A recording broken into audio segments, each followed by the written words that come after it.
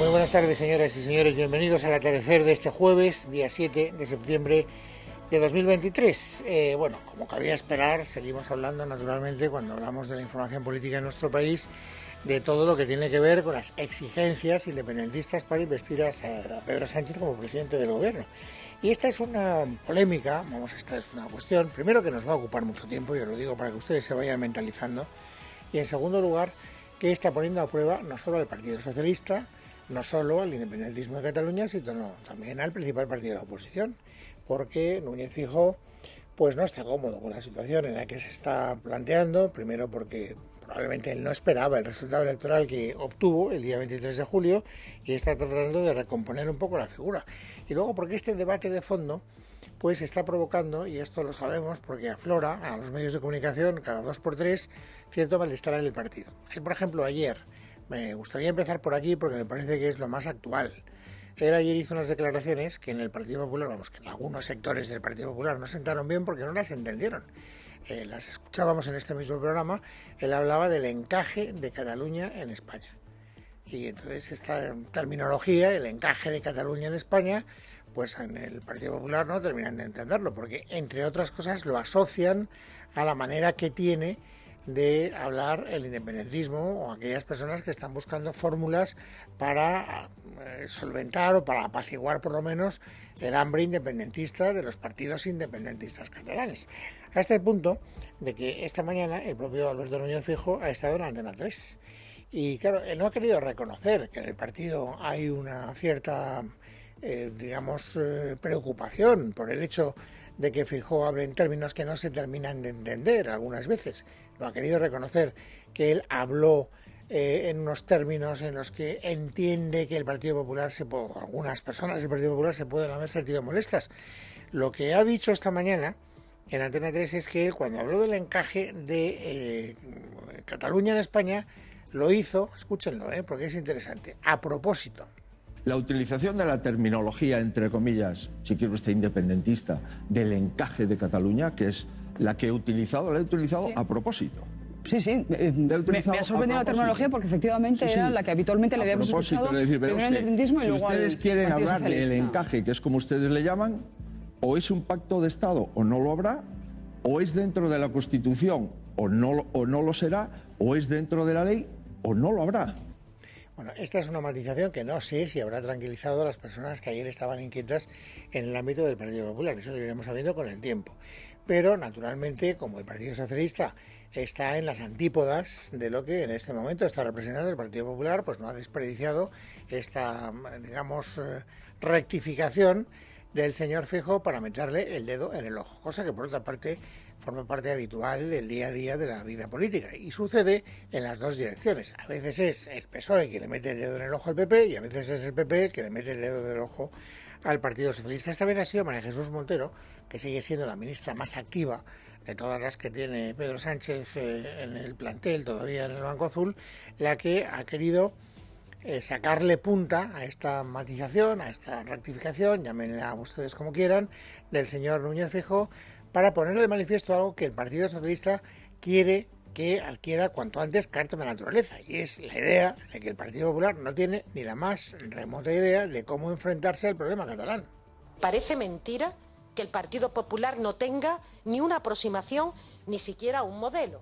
Por la mañana sus declaraciones fueron bienvenidas en el sentido de reconocer que se tiene que encontrar un encaje, una fórmula de diálogo con Cataluña. Sin embargo, después de esas declaraciones más abiertas del señor Feijóo, se ven obligados a rectificar por la crisis interna que provoca dentro de su partido.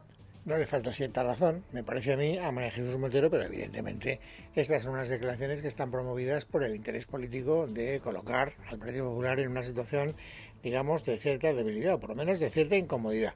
Pero fíjense, no es la única cuestión en la que, ya lo adelanto, porque ahora enseguida escucharemos algún otro motivo de rifirrafe entre Feijóo y María Jesús Montero, que son hoy dos de los protagonistas que han tenido, digamos, más jotas de picadillo. Pero si ustedes se paran a pensar en lo que hemos escuchado hace un instante, podríamos llegar a la conclusión de que efectivamente se da por hecho que el independentismo catalán está buscando un encaje de Cataluña en España.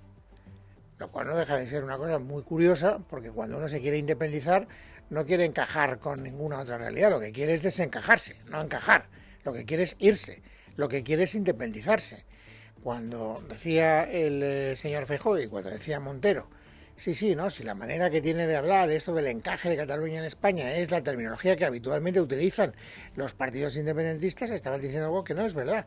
Y no me lo estoy inventando yo, lo digo porque es que muy pocos minutos después ha salido Pere Aragonés, que es el presidente del gobierno de Cataluña, el líder es Junqueras, el que ostenta el liderazgo oficial, para entendernos, de Esquerra Republicana de Cataluña, y entonces ha tenido que explicarles tanto a Montero como a Feijóo, como a todos los que crean que esto del encaje de Cataluña en España es terminología independentista, que están viviendo en un profundo error. No aspiramos a un encaje. Nosotros lo que queremos es decidir el futuro. Y Cataluña como nación debe decidir su futuro, no buscar encajes, y en todo caso será la decisión de la ciudadanía de Cataluña la que nosotros vamos a respetar. Por lo tanto, señor Feijóo, si usted lo que quería era utilizar la terminología, el lenguaje que utiliza Esquerra o que utiliza Junts, pues ya ve que no parece que esté consiguiendo el objetivo que usted se ha propuesto. Y ya ve usted, señora Montero, que si lo que quiere es criticar a Feijóo por esa misma cuestión, tampoco está usted utilizando un argumento que sea especialmente válido. Es interesante lo que dice Aragonés, ¿por qué? Porque ahora hay una polémica, desde que compareció el señor Puigdemont el otro día en Bruselas, se está especulando mucho con la posibilidad de que, en el fondo, entre oraciones subordinadas, lo que haya que leer es que el señor Puigdemont rebajó mucho las exigencias del independentismo catalán y que ahora se conforma con la amnistía y que parece que el referéndum de autodeterminación queda como pospuesto a un segundo término. Bueno, vemos por las declaraciones de Aragonés que la autodeterminación y que la independencia sigue siendo el objetivo que persiguen los partidos independentistas y precisamente por eso se llaman independentistas. Pero es que por si hubiera alguna duda, hoy Marta Vilalta, que es una de las portavoces de Esquerra Republicana de Cataluña, también ha querido hacer referencia a las exigencias, a las propuestas que hace Esquerra, no Junts, se parecen mucho a las de Junts, son casi idénticas, pero las que hace Esquerra para apoyar la investidura de Sánchez. Y ahí queda claro que la amnistía no es el único pago. La amnistía, como dijo Junts, es el pago para empezar a hablar. ¿Hablar de qué? De autodeterminación, de referéndum. Las propuestas son muy claras y son muy sencillas. Una amnistía, es decir, acabar con esta represión que ha existido desde hace unos años para poder estar en una situación de igualdad de condiciones, para poder concretar cómo transitamos para hacer posible el derecho de la autodeterminación. Bueno, habrá quien diga que estas son declaraciones que se producen en un contexto determinado, cuando faltan pocos días para la diada, cuando faltan pocos días para el aniversario del 1 de octubre, cuando faltan pocos días para el aniversario de la Declaración Unilateral de Independencia que protagonizó el señor Puigdemont en el año 2017, y todo eso probablemente es verdad. Es decir, a lo mejor es que Vilalta o Puigdemont o Aragonés están inflamando sus declaraciones para quedar bien ante los suyos y que digan una cosa y luego estén pensando otra. Yo no digo que eso no sea verdad, yo lo único que digo es que lo que podemos contar es lo que dicen los protagonistas de la vida política y lo que dicen es lo que acaban ustedes de escuchar. Que luego haya gente que lo quiera interpretar de otra manera es muy legítimo y a lo mejor tienen razón cuando lo interpretan de esa manera, pero vuelvo a repetir, yo lo único que les puedo contar es lo que ellos dicen, que es mi oficio, ver, oír y contar. Luego ya, que nos cuenten milongas, que tampoco me extrañaría, porque forma parte de lo habitual, es algo que yo, desgraciadamente, no puedo dirimir. Bueno, y les decía hace un instante que este duelo que han protagonizado hoy Feijóo y Montero no era solo a propósito de lo del encaje de Cataluña en España. Han, digamos, polemizado también a propósito de otras cuestiones. Y una de las cuestiones que me ha llamado mucho la atención y que ha sido objeto de esa polémica bilateral ha sido la dimisión de Meritxell Batet. Ustedes saben que ayer por la tarde conocíamos la noticia de que Meritxell Batet, la antigua presidenta del Congreso en la pasada legislatura, abandona la política. Pero no sabemos por qué abandona la política. Y entonces aquí es donde se ha producido la polémica entre Feijóo y María Jesús Montero. Según Feijóo, lo escucharán enseguida, Meritxell Batet abandona la política porque se siente absolutamente desautorizada por su sustituta en el cargo a propósito del tratamiento que ella dio a la demanda de amnistía y la que están dando ahora sus sustitutos a la propia demanda de amnistía. Y ha sido respetuosa con el informe de los letrados que decían no se puede calificar el proyecto de ley de amnistía porque es un proyecto de ley ilegal, y ella acepta el informe de los letrados, ahora se queda absolutamente perpleja de que una compañera suya del mismo grupo parlamentario diga exactamente lo contrario, pero exactamente lo contrario a lo que ha dicho Felipe González. Y eso le ha costado que el socio del Partido Socialista le llame criminal de Estado. Bueno, es verdad que los independentistas dijeron que bajo ningún concepto iban a apoyar a Meritxell Batet como presidenta del Congreso. Es decir, que habían puesto la cruz. Y por lo tanto es bastante razonable pensar que cuando el señor Feijóo hace esta interpretación no esté alejándose del todo de la realidad. Habría que preguntarle, naturalmente, a Meritxell Batet por qué se ha ido. Ella es la única que nos lo puede decir. Pero, insisto, esta conjetura que ha hecho en voz alta el presidente del Partido Popular a mí no me parece en absoluto disparatada. Es verdad que María Jesús Montero, la que entra en la polémica, sostiene que el señor Feijóo se equivoca, que Meritxell Batet no se ha ido en absoluto por eso, que se ha ido por razones personales y también porque estaba hasta el gorro, digámoslo coloquialmente, de las broncas que por culpa del Partido Popular, con asiduidad muy frecuente, se planteaba en el Congreso de los Diputados. Conozco que sus razones responden de forma exclusiva a cuestiones personales. Ella incluso ha dicho o ha anticipado que también ese clima que a veces se vive, ¿no?, en el Congreso de los Diputados, de falta de respeto, de calificativos gruesos, de situaciones que no son confortables y que son bastante desagradables, pues también le afectan personalmente. Bueno, insisto, será Meritxell Batet la única que nos puede decir por qué ha abandonado la política, y si quiere decir la verdad, pues ya saldremos de dudas. Hasta aquí las polémicas, las dos polémicas que hoy han querido protagonizar a propósito del encaje de Cataluña y la dimisión de Batet, el señor Feijóo y la señora Montero, María Jesús Montero. Pero es verdad que el señor Feijóo, que ha hecho declaraciones largas esta mañana en Antena 3, pues ha querido polemizar con más gente. Por ejemplo, con el Tribunal Constitucional. Ojo, porque claro, todo el mundo entiende, y yo creo que esto es bastante razonable, que cuando el Partido Socialista, en definitiva el gobierno, se mete en este lío de la ley de amnistía es porque ya tiene más o menos medido que el Tribunal Constitucional no les va a dejar con el culo al aire. Y que por lo tanto, cuando se planteen recursos, que se plantearán contra la ley que se hará a propósito de la amnistía, que es lo que demanda el señor Puigdemont y el señor Aragonés y el señor Junqueras y todos los independentistas, habrá un recurso ante el TC. ¿Qué hará el TC? Pues todo el mundo tiende a sospechar que el TC hará lo que le convenga al gobierno. Y esto es lo que le ha llevado hoy al señor Feijóo a hacer en voz alta esta consideración. Mancharse las togas en contra de la Constitución, eso no es mancharse las togas. Eso simplemente es romper el Estado de Derecho y que el Tribunal Constitucional se convierta en un tribunal sospechoso. Un tribunal sospechoso. Naturalmente no podemos prejuzgar lo que hará el Tribunal Constitucional. Podemos tener malas vibraciones, podemos tener malos presentimientos, como los que tiene el señor Feijóo, pero hasta que el Tribunal Constitucional no se pronuncie, pues no podremos dar por hecho que el Tribunal Constitucional le da la razón al gobierno. Bueno, y luego ha habido otra reflexión interesante, por lo que verán a continuación, esta mañana, del señor Feijóo hablando de los líderes del Partido Socialista que se desmarcan de las demandas que están fijando los independentistas, pero que luego no actúan en consecuencia. Es lo que dices, hombre, no basta con hablar, hay que actuar. Y yo creo que lo dice pensando no en Felipe González, porque Felipe González no tiene margen de actuación, ni en Ramón Jáuregui, porque Ramón Jáuregui, que también se manifestó ayer en términos muy parecidos, no tiene margen de actuación, no tiene ningún cargo orgánico de peso en el partido, no puede hacer nada concreto.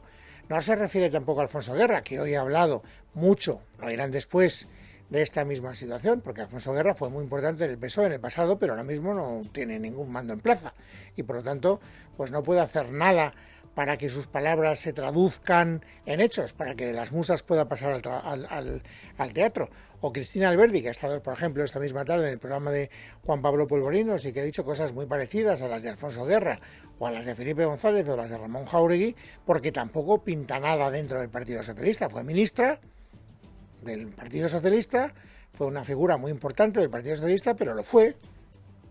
Ahora ya no lo es. ¿En quién está pensando Feijóo cuando pide coherencia? Yo creo, y además me parece que es bastante claro por las referencias que hace, que está pensando en los varones territoriales que sí que tienen mando en plaza, y sobre todo en uno, que es Emiliano García Paje. Nosotros hemos escuchado, hemos leído en la prensa, con cierta reiteración, que Emiliano García Paje dice, hombre, no me parece bien que esta legislatura la vaya a dirigir con mando a distancia desde Waterloo el señor Puigdemont. Eso lo dijo el señor García Paje. Por eso, si escuchamos bien a Feijóo, creo que cuando Feijóo hace esa consideración, lo hace pensando precisamente en García Paje. Pues bien, digo que si algunos líderes de los pocos que quedan dicen que no es moral, que no es ético, que no cabe en la Constitución una amnistía, y si dicen también que no se puede gobernar España con un mando a distancia desde Waterloo, lo que parece razonable es que nosotros digamos, oiga, sean coherentes con lo que dicen y con lo que hacen. Les recuerdo que ya el señor García Paje se manifestó sobre esta opinión hace unos días, porque no es la primera vez que le piden coherencia. Entonces él siempre ha dicho que, bueno, oiga, que desde luego él no va a favorecer el hecho de que, por ejemplo, los diputados nacionales castellano-manchegos vayan a votar de manera distinta a como lo haga el resto del grupo parlamentario del PSOE. Y, por supuesto, pues él también va a buscar todo tipo de argumentos para poder vender y quedarse tranquilo desde el punto de vista de conciencia, que, hombre, que a lo mejor las cosas que se van a hacer no son exactamente las que ahora parece que se van a hacer. Bueno, ya lo veremos. En todo caso, el señor García Paje no parece que vaya efectivamente a pasar de la declaración retórica. Y perdón porque me está entrando el hipo. Bueno, pero ¿por qué quería hablar de las reticencias de algunos dirigentes del PSOE? Porque hoy efectivamente en la cadena COPE ha estado Alfonso Guerra.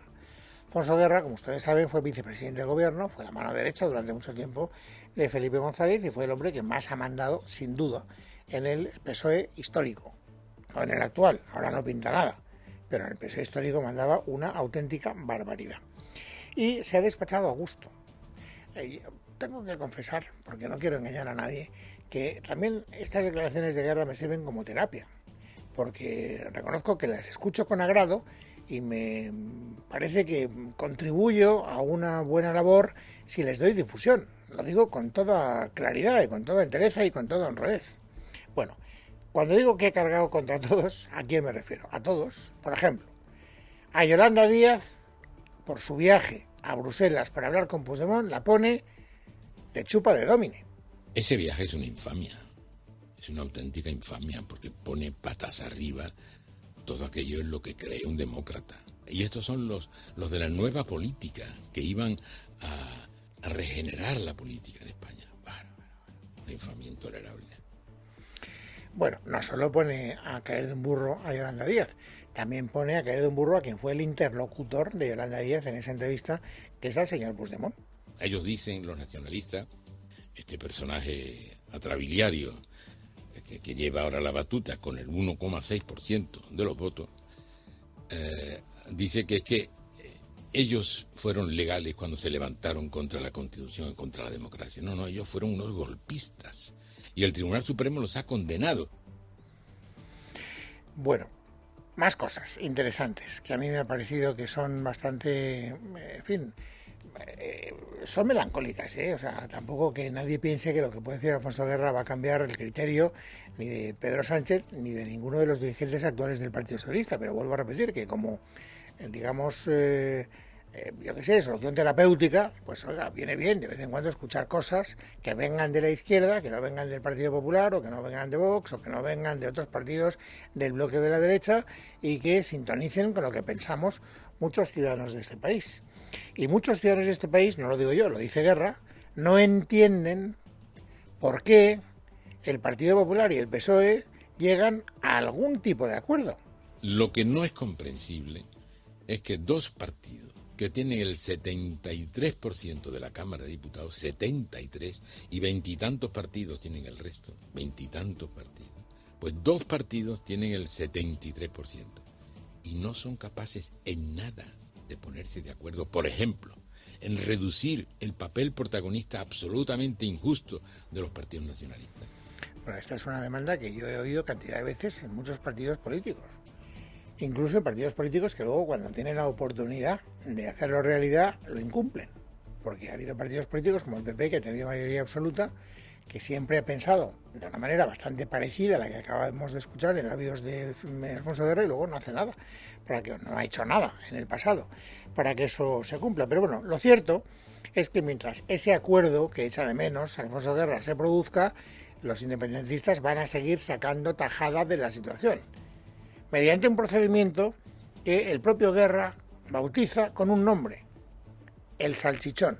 Esta amnistía es la condena de la transición, que es lo que vienen queriendo desde hace años, y lo utilizan mediante un sistema que yo llamo el sistema del salchichón, y es que cortan una rodajita. No, ahora es solo los indultos, ahora es la malversación que la vamos a rebajar, ahora es la amnistía, todavía no. Después vendrá la autodeterminación, la técnica del salchichón, o tal vez habría que decir el chorizo, pensando en quién lo hace. El chorizo, que naturalmente yo creo que está pensando en el señor Puigdemont, que es el que lo ha formulado abiertamente, aunque también podría pensar en otros, porque como hemos escuchado en este mismo programa, reivindicaciones idénticas a las de Puigdemont también llegan desde Esquerra Republicana de Cataluña. Y una última referencia a las declaraciones de Guerra en la cadena COPE, porque también me parece interesante. Hay una polémica abierta, ya lo saben, a propósito de si la amnistía que está horneando el gobierno, porque así se lo exige Puigdemont, es constitucional o no es constitucional. Bueno, Guerra sobre esta cuestión tiene ideas muy claras. Estamos en una polémica tramposa, como todas las polémicas que plantean los nacionalistas, que es una trampa, y es discutir si la amnistía cabe o no cabe en la Constitución. Oiga, pero antes de discutir eso, tenemos que discutir si esta amnistía es justo, si es un acto puro y no impuro, y luego veremos si cabe, que por cierto no cabe en absoluto. Bueno, él dice que no cabe en absoluto, hay muchas personas que dicen que no cabe en absoluto, el gobierno no está en esa tesis, y de hecho la noticia que ya empieza a adquirir carta de naturaleza, que ya se puede contrastar por muchas vías, es que el gobierno ha empezado a trabajar denodadamente ya en la factura, en la redacción de esa ley de amnistía que le están exigiendo como moneda de cambio los partidos independentistas. Ya ha empezado a trabajar la gente del PSOE para poner esa ley en marcha. Maite Loureiro. PSOE y Sumar trabajan contrarreloj en la ley de amnistía para amarrar el apoyo de Puigdemont a la investidura de Sánchez. Fuentes parlamentarias confirman que las intenciones son hacerlo por la vía de urgencia para tener la lista en apenas un mes antes de que a finales de noviembre expire el plazo para ir a una repetición electoral. La forma es saltarse los controles institucionales del Consejo de Estado o del CGPJ, ya que se haría a través de una proposición de ley que no requiere de la iniciativa del Gobierno y permite que el previsible veto del PP en el Senado a esta propuesta retrase los plazos parlamentarios apenas 20 días. Un procedimiento exprés como el que se llevó a cabo con los indultos, figura que esta mañana ha puesto de ejemplo la portavoz de Sumar, Marta Lois, quien desvela que ya hay un grupo de expertos trabajando en la amnistía para decidir, por ejemplo, a quién beneficia. Si en la legislatura pasada, ¿no?, se dieron pasos importantes con los indultos, que hacían alusión a personas concretas, a líderes políticos. Una amnistía está pensada para resolver los conflictos en el marco de miles de personas en Cataluña que en este momento tienen cuestiones penales pendientes. Entonces, hay que estudiar muy bien. Hay ese grupo, como te decía, de 20 expertos y expertas trabajando en cuál es la vía más idónea. PP y Vox dicen que se trata de una figura ilegal, que no tiene ningún tipo de encaje constitucional, opinión que también comparten algunos socialistas históricos, pero que no tienen peso interno en el PSOE. Bueno, pues ya sabemos que esta ley está en marcha. Vamos a ver si efectivamente se dan toda la prisa que se tienen que dar para que en noviembre esté más o menos redactada. Hoy se ha producido otro acontecimiento informativo del que les quiero dar cuenta antes del resumen de otras noticias destacadas de este jueves y que a mí me ha producido una cierta desilusión. Hoy se ha producido la apertura del año judicial, que esto ocurre todos los meses de septiembre. Y ahí se reúne la presidencia del Rey, ya lo saben, y ahí están el presidente del Supremo, que también lo es del Consejo General del Poder Judicial, ahí está el fiscal general del Estado, ahí están los presidentes de salas del Supremo, es decir, ahí están las puñetas con más encajes, para entendernos, del mundo judicial. Y como lo que tenemos encima, lo que se nos viene encima, es la gran polémica de si esto es lo que está pasando, lo que están pidiendo los independentistas, entra dentro de lo que la ley permite, de lo que la Constitución permite, pues a mí me hubiera gustado particularmente escuchar alguna referencia que yo pudiera interpretar como una toma de posición por parte de los jueces, que van a ser protagonistas, les guste o no, de lo que tenga que pasar a partir de ahora. Y sin embargo no ha habido ninguna. Oficialmente ninguna. extraoficialmente sí. Miguel Ángel Pérez. Buenas tardes. El rey Felipe VI ha presidido este jueves el acto de apertura del año judicial en el Salón de Plenos del Tribunal Supremo, marcado esta vez por la petición de amnistía del expresidente catalán fugado Carles Puigdemont. Fuentes jurídicas consultadas por Libertad Digital subrayaban al respecto que no cabe ninguna discusión jurídica al estar claramente fuera de la ley. Durante su intervención, el presidente en funciones del Supremo, Francisco Marín Castán, instaba con contundencia a los partidos políticos a que colaboren lealmente para resolver los problemas en la justicia. La democracia exige mucho de sus partícipes, tanto que hay momentos en los que deben dejarse a un lado las emociones y los tribalismos e incluso los grandes postulados de la apuesta partidaria en favor de principios constitucionales más elevados. No es tarea fácil, pero la buena salud de las instituciones bien vale esfuerzo. También hacía referencia al colapso de la justicia tras la ley que aprobó el gobierno de Pedro Sánchez y que impide al CGPJ realizar nombramientos en funciones. Puede afirmarse que forma parte de la normalidad democrática la existencia de un Consejo General del Poder Judicial cuyo mandato lleva ya agotado casi 5 años. ¿Es compatible con la normalidad democrática un Tribunal Supremo, órgano jurisdiccional superior en todos los órdenes, según establece la Constitución, cuyos efectivos se hayan mermados en más de un 30% y algunas de cuyas salas se encuentran al borde del colapso? Por su parte, el fiscal general del Estado, Álvaro García Ortiz, ha señalado que las instituciones son la fortaleza del sistema y que este no debe ser un sistema inmóvil. Es jueves, es 7 de septiembre de 2023. Vamos, amigos, ahora a completar el paisaje informativo sobresaliente de este día. Esther Nieto, bienvenida, buenas tardes. Buenas tardes, Luis. El diputado del PP, Fernando López Miras, ha sido reelegido este jueves presidente de la región de Murcia gracias al voto a favor de los 21 diputados de su grupo y los 9 de Vox. Lo ha logrado en el segundo debate de investidura gracias al pacto alcanzado in extremis entre ambas formaciones y por el que los de Abascal formarán parte del gobierno murciano. Tanto López Miras como el líder de Vox en la región, José Ángel Antelo, han reafirmado su compromiso de formar un gobierno estable.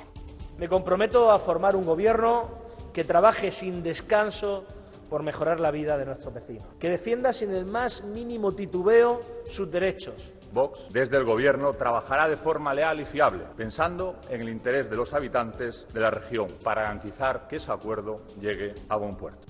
La Fiscalía General del Estado ha alertado de un alarmante incremento del 116% de las agresiones sexuales perpetradas por menores en España en el último lustro entre 2017 y 2022.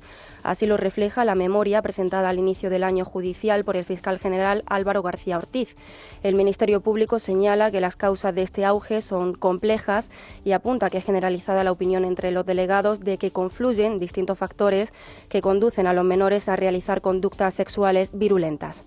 Y las precipitaciones que comenzaron a caer el lunes en Grecia y que después se extendieron a Turquía y Bulgaria ya han provocado 14 muertos en los 3 países. En el caso del país heleno, las fuertes lluvias han provocado el caos en la capital, en Atenas. Verónica Jorro. Buenas tardes. En Grecia han caído entre 600 y 800 litros de agua por metro cuadrado en 24 horas. 2 personas han muerto en Magnesia y al menos 4 están desaparecidas en esta región, a unos 330 kilómetros al norte de Atenas. En Bulgaria, en las últimas horas, algunas zonas han recogido 300 litros de agua por metro cuadrado y además se ha localizado un tercer cuerpo en la localidad de Savero, en la costa del Mar Negro, una de las más afectadas por las trombas de agua que han arrastrado todo lo que han encontrado a su paso. Las autoridades han declarado el estado de emergencia. En Turquía, al menos 6 personas han muerto y otras 2 siguen desaparecidas debido a las riadas que han afectado especialmente a Estambul y las zonas fronterizas con Bulgaria. Unas 30 personas han resultado heridas debido a las inundaciones en todo el país. Y en Brasil, las autoridades han informado de que han aumentado a 36 el balance de víctimas mortales por el paso de un ciclón extratropical